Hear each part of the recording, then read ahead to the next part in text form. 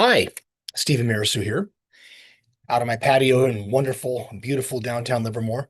I remember writing about all of the varieties that were included in our first vintages of lineage back in 2007. So would have been writing about this probably in 2000, late 2009, early 2010, as we are putting notes together for packages of wine that was pre-sold, that sort of thing. Lineage was a Bordeaux blend of ours. It still is. It's our highest end left bank Cabernet Sauvignon dominant wine. And I remember writing that Merlot was the flesh of the wine, that the Merlot was laid over the bones of Cabernet Sauvignon, and the nervous system was Cab Franc. But for the purposes of this particular discussion, we'll confine it to Merlot.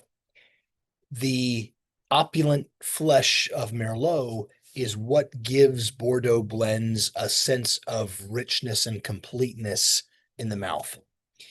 Merlot is an absolutely beautiful variety. When it's grown in a really nice area, it produces gorgeous wines that not only have a dark fruit aspect to them, a black plum and a black cherry kind of fruit matrix to them that's compelling in of itself.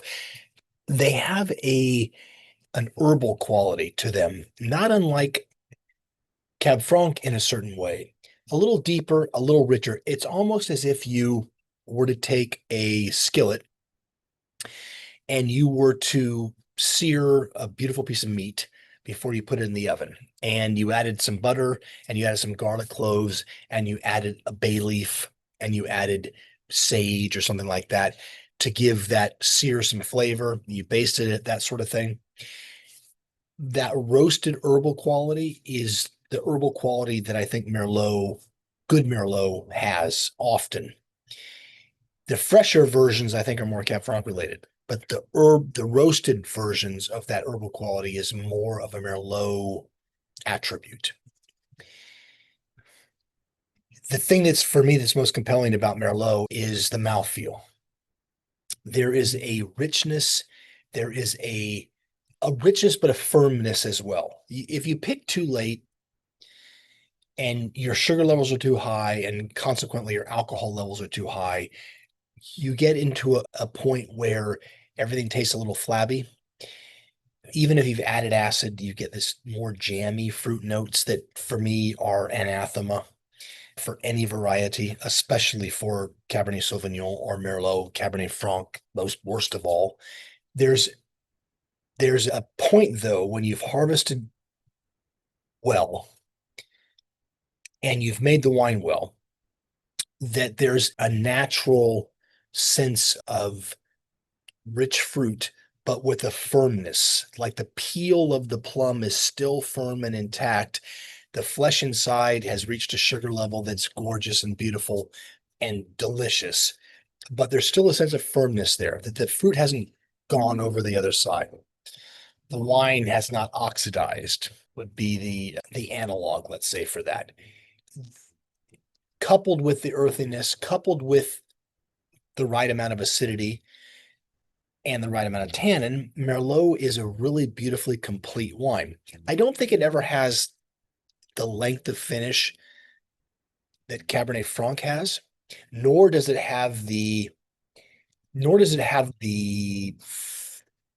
fineness or firmness of tannin that Cabernet Sauvignon has. And we're talking about California versions. We're not talking about Right Bank Bordeaux. We're not talking about Pomerol at this point. Those are different wines. I think that Merlot in California can be absolutely gorgeous, underappreciated to be sure, harder to grow than the other Bordeaux varieties, given that it can tend to not set particularly well, which means that you get this abundance of variance in terms of the berry size. The individual grapes are called berries, so the berries aren't always similar in size. You get a lot of shot berries, which means the berries that don't pollinate the early on in the process Their pollination isn't consistent, and you get grapes with no seeds. Those are called shot berries. They tend to be smaller. They tend to be relatively unripe compared to the other berries. That happens more frequently with Merlot than it does with Cabernet Sauvignon or with Cab Franc, everything else being equal. I love Merlot. I love really good Merlot. I think really good Merlot is a great food wine. I think it's not quite as diverse in terms of flavor and structure necessarily as Cab Franc is, but nothing is. But it's much more friendly a food wine than Cabernet Sauvignon, in my opinion. All of this is by way of introducing a new wine that we have about to release for our club members at the Steven Kent Winery. It's a Merlot, 2023 Merlot, that is a product of two different vineyards. Let me just take a quick sip here.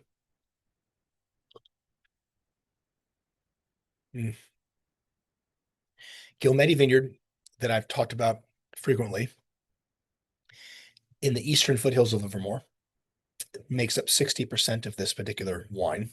And Casa de Viñas, a vineyard that is only a couple of miles away from Gilmedi, but also a couple hundred feet lower in elevation, valley floor, produces a Merlot in style that is a little bit riper tasting.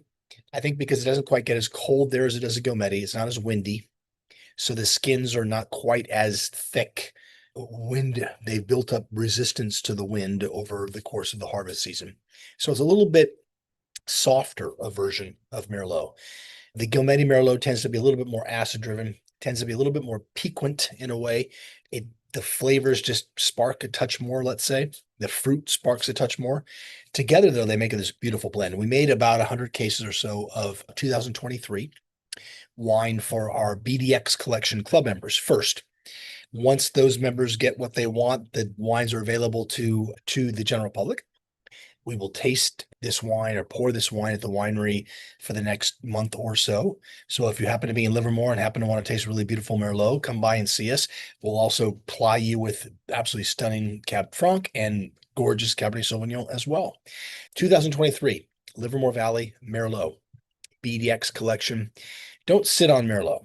Don't think about that stupid movie. Actually, great movie, but stupid point about Merlot. Was one of those kind of gotcha things that seemed to work, but had no real relationship to what's good about wine or what's great about Merlot. Merlot and Pinot Noir don't have any particular relationship, so you can like them both.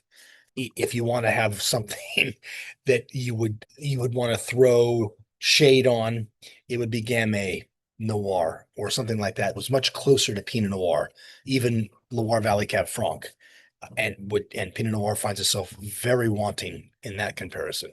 But Merlot and Pinot Noir that relationship is a function of Hollywood, not a function of anything that has to do with either one being a replacement for the other. Drink Merlot, drink good Merlot, drink good wine, drink something delicious, drink something that makes you happy. Drink something that connects you to the people that you're with, drink something that you love.